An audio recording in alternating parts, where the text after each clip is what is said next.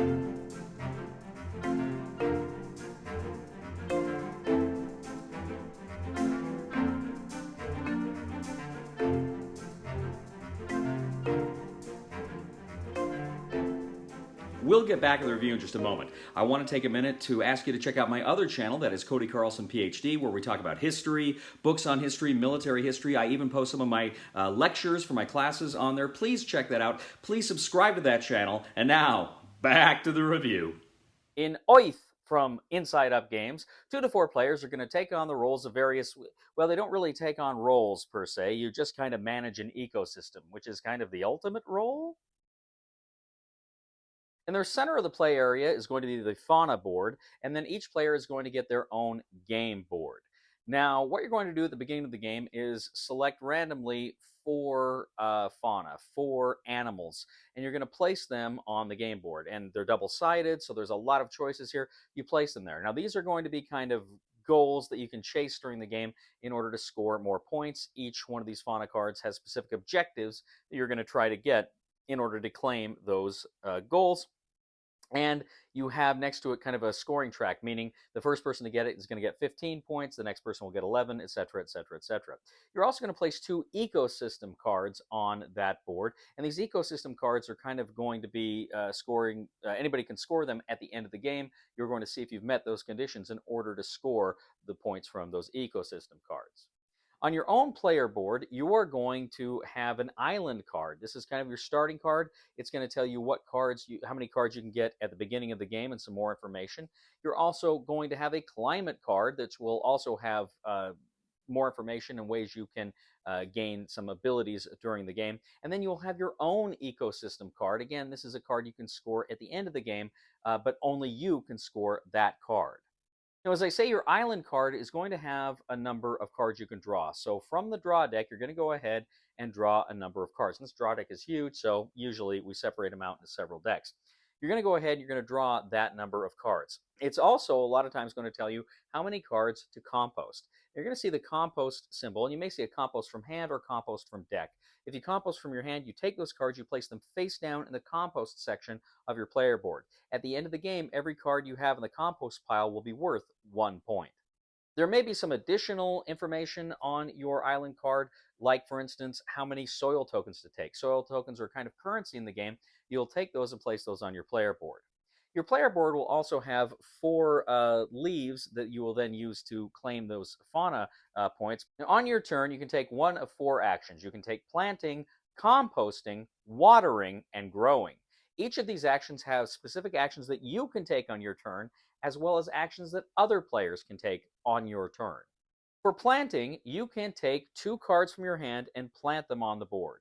Now, what you're attempting to do is to place a 4x4 card tableau grid on the board. So you're placing those cards anywhere you want, and you can build around them to create that 4x4 tableau, but it must be 4x4. Now, every time you plant a card like this, you do have to pay a soil cost. You have soil tokens, and different abilities will give you soil tokens, but you can go ahead and spend that soil tokens, putting those back in the reserve in order to plant the cards. Now, with that action, you can then draw 4 cards. You can select 1 to keep, and the other 3 you have to discard. As you are doing that, other players can go ahead and take the secondary action, meaning they can plant one card and draw one card. Then everybody can take the green action. If you look at any of the cards you have, you can go ahead and, if they have kind of a green supplemental action, you can take whatever action it tells you to do. Now, if you select the composting action, you can go ahead and take 5 soil tokens, and you can compost 2 cards from the deck, meaning you simply grab 2 cards from the deck and place them face down on your compost pile. As a secondary action, other players can either take 2 soil tokens from the reserve, or they can compost 2 cards from the deck. Next, players can activate the red and multicolored actions on all of their cards. For the watering action, the active player may take 6 cubes. These are cubes that you plant on your cards, these sprouts on your cards. They actually are worth victory points at the end of the game. You can go ahead and place 6 of them there. And you can also use them for currency to spend in order to activate certain other abilities. So you're going to take 6 of those cubes, and you can gain 2 soil tokens. Every other player may take 2 cubes, or they may take 2 soil tokens. Then every player can activate the blue action and any of the multicolored actions. Finally, you have the growing action. The active player can draw 4 cards, and they can create 2 growths. Now, many of your cards have places to actually grow. They have spots to grow, and it tells you how tall the growths can be. Now, all things being equal, each section of growth you place is worth 1 victory point. But for many of the cards, if you complete it, if you get to the top of the growth, then you can go ahead and claim the larger victory point number. Now, for the last piece of growth, you're actually going to place one of the toppers. The colors simply don't matter. It's just whichever one you want to put there, but they all function the same. Every other player may draw 2 cards or may create 2 growth. Then each player can do the yellow action, followed by any multicolored action items they have. Now, at any time of the game, even during other players' turns, players can activate event cards. There's a spot on the board for their event cards. They place those down, and event cards can do some very powerful things, grant you access to some very powerful abilities, but very often there's a price to pay, usually in victory points, so you need to be very careful when you use the event cards. So players are going around and around. They are selecting the various actions. They are taking those actions while other players are taking the secondary actions. Then they are all activating the various abilities on the different cards they have planted. As players are going around and doing this, they are also planting terrain cards, which can affect the rows and columns in various ways and grant other ways to score victory points or other abilities during the game. And players are also chasing those fauna points and looking with an eye toward those ecosystem points at the end game. Now, the very first player to lay down all 16 cards in a 4x4 grid signals the end of the game. You finish out that round, and then you go to scoring. Now, as you move into scoring, that first player that completed the 16 cards, they get a 7 victory point bonus. Then players are going to go ahead and they're going to look at all of the victory points that each card scores. Each card has its own victory point value. You add up all of those. Then you add up all the victory points from your event cards. These can be negative victory points. Next, you add 1 VP per every card in your compost pile. Then you add 1 VP per sprout cube on all of your cards. Next, you add VPs for all of your growth. Again, the trunks are worth just 1, but if they are completed at the top, you use the higher victory point value. Next, you score any VPs for any terrain cards that you placed and any particular victory points that they give you. Next, you're going to score for any ecosystem points which you've gained either from the fauna board or from your own personal ecosystem card. Finally, you're going to add up all the VPs on the fauna board, and the player who scored the bonus 7 points for completing their tableau first will add those in as well. After all the tallies are totaled, whoever has the most victory points wins. Oith. So Earth was a game that was not even on my radar. I hadn't even heard of this game until I started seeing it pop up on a lot of 2023 lists, and I was very curious about it. And the theme is not really a theme that really appeals to me. Nature games generally are not things I'm wild about. So but people kept talking about it, and then they mentioned the mechanic where it's a game where on other people's turns, depending on the actions they take, you can still do fun things, and everybody's paying attention even when it's not your turn, because you always want to find out, can I do some of these fun and interesting things? And so I was very interested in that. I love games like Machikaro and Space Base, which do that. I mean, even Catan, you're always paying attention when somebody rolls the die, right? Because it may affect you. So I love games that do that. And I was thinking, oh, this sounds like that could be pretty fun with that mechanic. So I reached out to the good people at Inside Up Games, and they sent me a copy to review. And first of all, say it looks good. I love the aesthetic of the game. Some beautiful nature pictures here. The box art is great. I think it's a photograph. It looks good. It's one of those games that actually makes you want to go out and see exotic places and experience that. So I really enjoyed that quite a bit. Just the look of the game, and it's a pretty simple game as far as components go. I mean, there's a good amount of components, but it's not just like over the top weird components or it's a game that has a good economy of components in that there's nothing that you're just eyeballing the game before you learn it and thinking, oh, this is overwhelming. Everything there seems good. I mean, it seems workable. It seems useful. It doesn't seem like there's a lot of extraneous stuff here. So I played this game a few times. I played it with Ray. I played it with Kim. I've only played it 2 player.